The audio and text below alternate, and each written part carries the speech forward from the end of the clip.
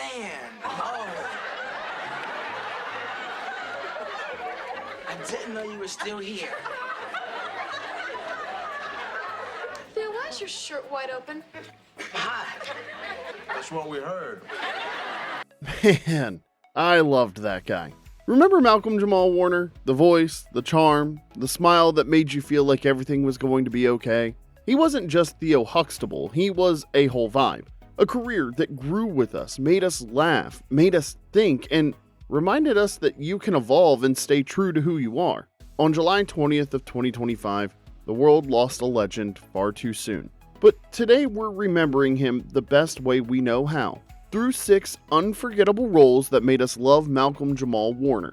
Now, we know these aren't all of his roles, the man had range, but these are the ones that left a significant mark on us. If you've got a favorite memory or performance that we didn't mention, please share it in the comments section below because we'd love to hear it. And before we jump in, be sure to like and subscribe. It helps other fans see this video and honor his memory as well. Now let's get into the countdown with number 6, Andre Bennett, Community, NBC. Malcolm-Jamal Warner didn't just cameo on Community in 2011, he delivered one of the show's most memorable guest performances as Andre Bennett, Shirley's ex-husband, who showed up at exactly the right moment to steal hearts and scenes. Oh, yeah. Thank you, I'm finished. No, I'd say you got about 2 more good years. He made his debut in Season 2's Asian population studies wearing a knit sweater that immediately caught Troy's attention.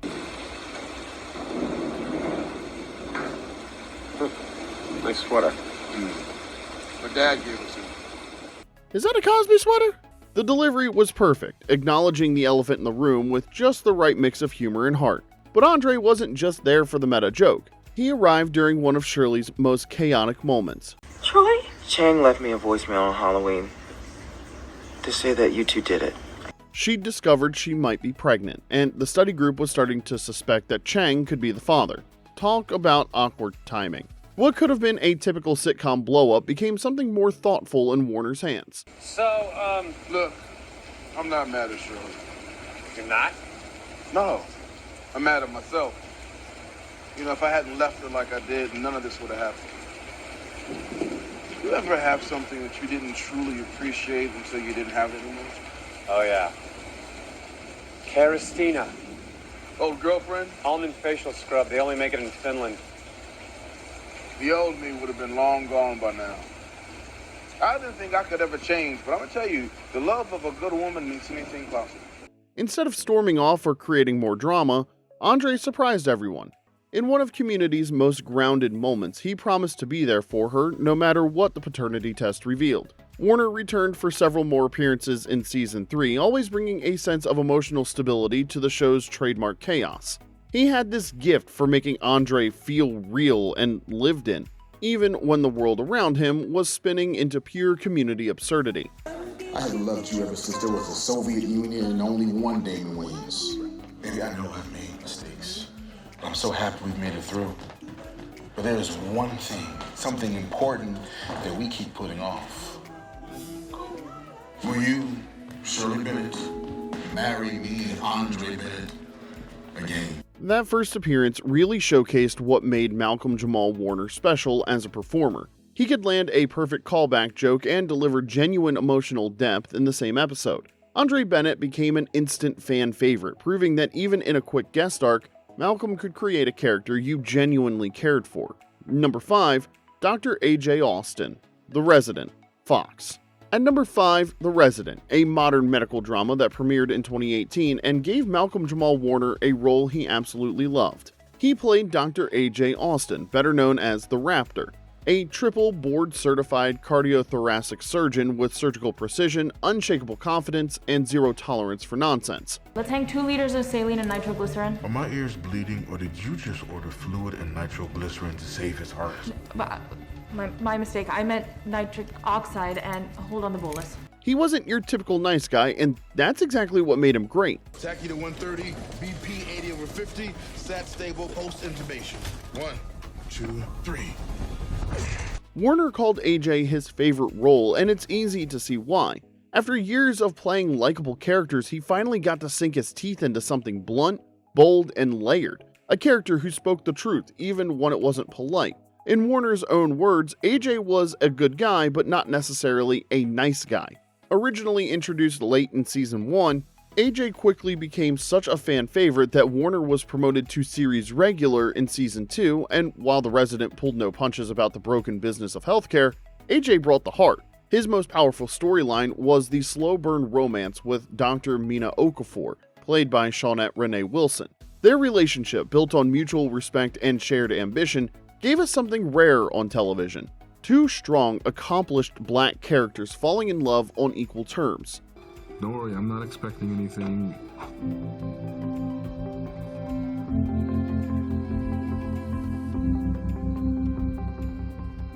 This changes nothing. When the show tackled Mina's potential deportation, it handled the emotional toll of immigration policy with unusual honesty and care.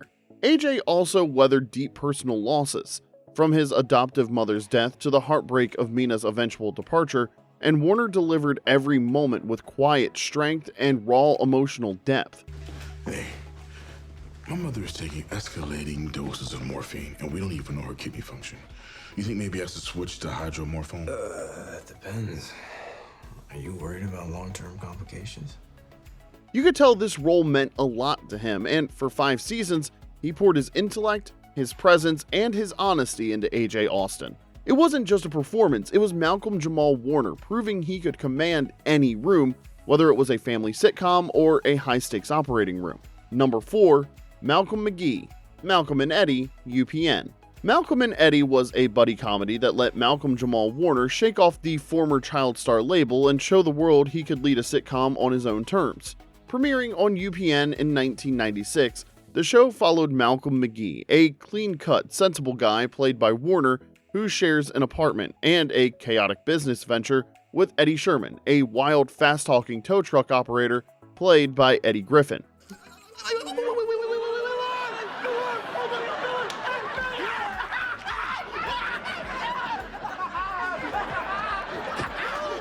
Sure, Malcolm was the straight man to Eddie's energy, but this wasn't just about standing around waiting for the punchline.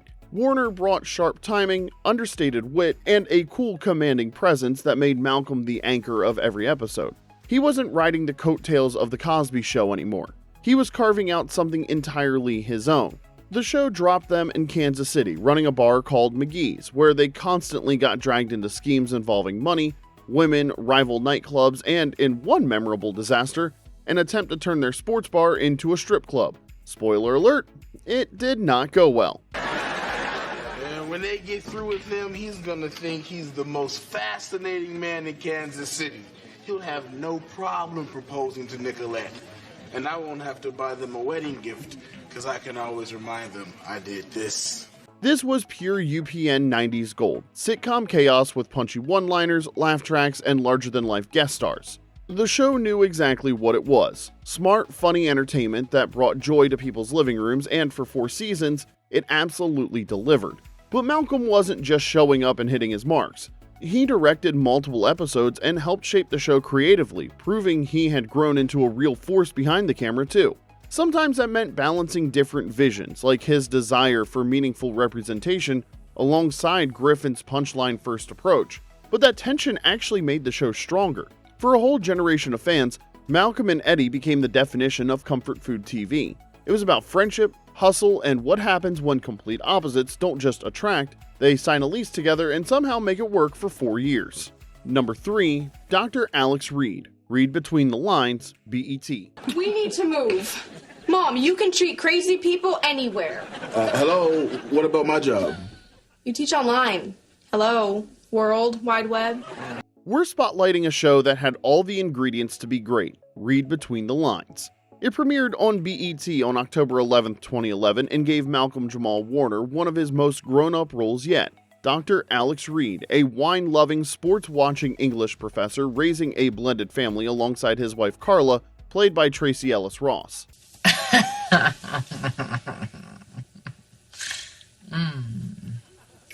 Honey. Yes? Mr. English professor. Uh-huh. I don't think that's how you spell that. Oh, I'm texting. I don't have to spell it right, as long as you're going to do it right. The show was refreshing. a rare depiction of an upwardly mobile, college-educated black couple navigating careers, kids, and chaos with wit and care. And Malcolm didn't just star in it, he also helped produce the show. The writing was warm and thoughtful, the performances were grounded, and the vibe was mature in the best possible way. It felt like a throwback to a sophisticated family comedy that didn't rely on stereotypes or broad humor. For a while, it looked like Malcolm had found his perfect post-Cosby project, but then things got messy. A delayed renewal and a competing pilot offer led to Tracee Ellis Ross exiting the show after season 1. A second season was filmed with new cast members, including Charlie Robinson and Tony Rock, but it never aired on BET. It eventually showed up years later on Centric, by which point most people didn't even realize it existed. Look, not everyone was sold on the show. Some critics felt it played things too safe, like it was trying to recapture Cosby Show magic instead of creating its own, but honestly, that missed the point entirely. Even with all the behind-the-scenes drama, read between the lines gave us something valuable. Malcolm-Jamal Warner as a thoughtful, present father figure who didn't need punchlines to make an impact. In a TV landscape that often stereotypes black fathers, that alone made it worth watching. He played that role with depth and quiet strength, proving once again that he didn't need a laugh track or legacy character to make a lasting impression. Number 2, Amir Casey, 911, Fox, and ABC. At number 2, we have 911, a late career standout that gave Malcolm-Jamal Warner one of his most powerful roles yet.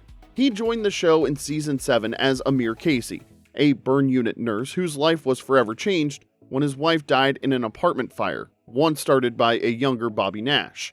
That shared trauma created a complex, tension-filled connection between the two men that would unfold over 4 unforgettable episodes.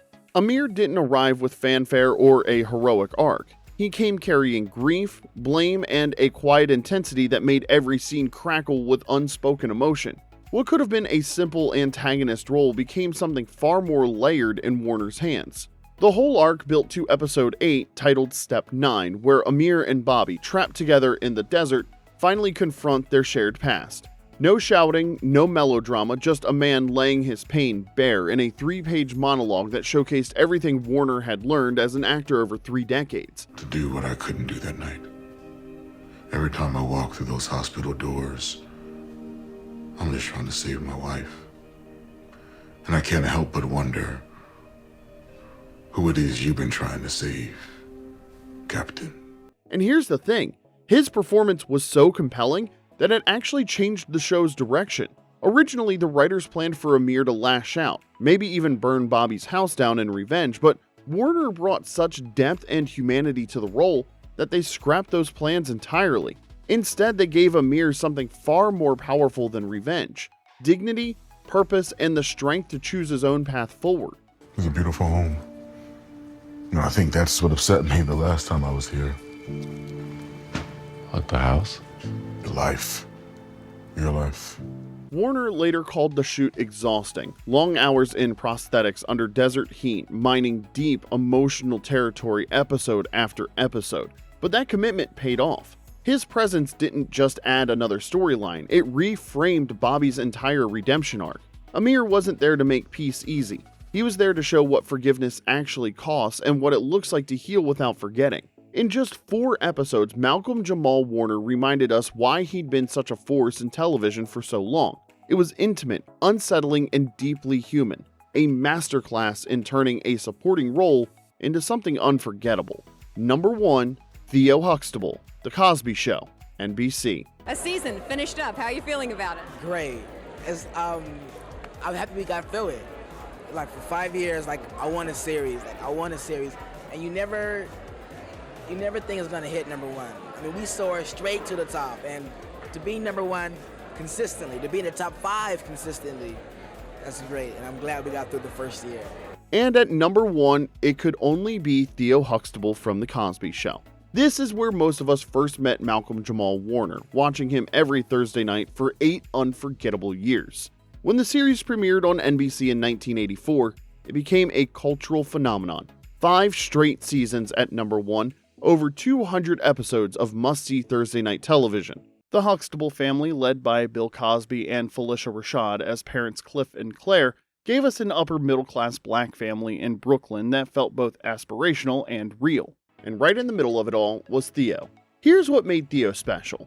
He wasn't the perfect sitcom son. He was the relatable one, struggling in school, hustling for allowance money, trying and completely bombing to be smooth with the ladies. There you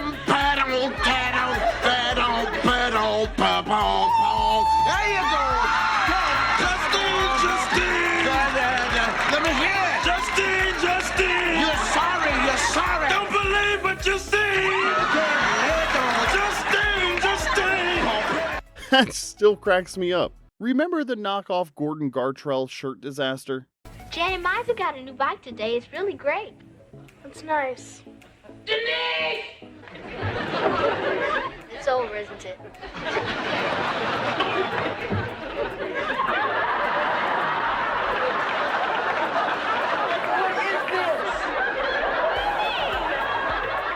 Or what about that epic moment when a bad report card led to one of television's most honest conversations about unconditional love?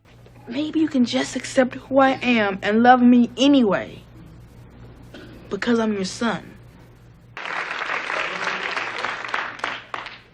Theo, that's the dumbest thing I've ever heard in my life. Theo experienced it all. The wins, the failures, and the growing pains. And Malcolm-Jamal Warner made every moment feel authentic. When the show tackled Theo's learning challenges, exploring issues like dyslexia with both heart and humor, countless viewers felt seen for the first time on network television. What's remarkable is how you could watch Malcolm mature alongside his character. Early episodes showed a talented kid finding his footing. By later seasons, his voice was deeper, his timing was sharper, and his presence was more commanding. The show launched his career, but his performance gave the entire series its emotional foundation. We have to acknowledge that the show's legacy became complicated after the allegations and convictions involving Bill Cosby. Malcolm himself said the legacy was tarnished, but the work that cast did, the joy, the representation, the sense of possibility it gave millions of families still resonates. For so many of us, the Huxtable kids remain part of our extended TV family, and Theo, well, he'll always be ours. So there you have it. 6 roles, 6 eras, and countless memories. Malcolm-Jamal Warner grew up on our screens, but more than that, he grew with us. He was an Emmy-nominated and Image Award-winning actor, a Grammy-nominated poet, a Grammy-winning musician, and a man who carried himself with grace and dignity. So here's to Malcolm. Thank you for the laughter, for the heart, and most importantly, thank you for showing us what it means to evolve with purpose. If you loved any of his roles or just want to say thank you, drop a comment below and share your favorite memory. Until next time, this is Remember When.